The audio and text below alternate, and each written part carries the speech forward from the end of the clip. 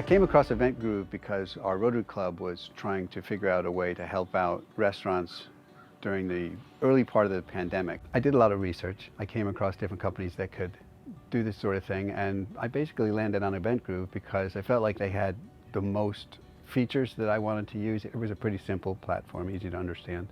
And the pricing, as I understood it, the pricing model was pretty good. So the things that Eventgroove allowed us to do, for instance, putting up, our own logos and setting up our own landing page. And you don't want to have to go back and explain this is how you do this.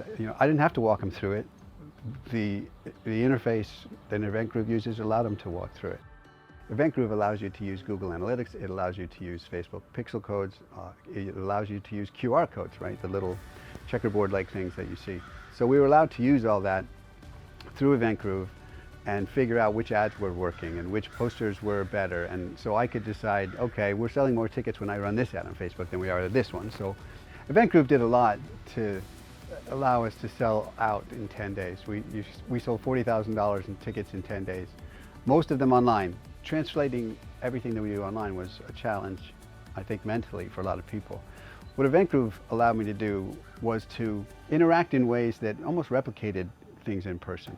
They were very responsive, first of all. So when I would call them with questions, they had a couple of different people that I would end up talking to. They were both great and very friendly. They would get back to you right away.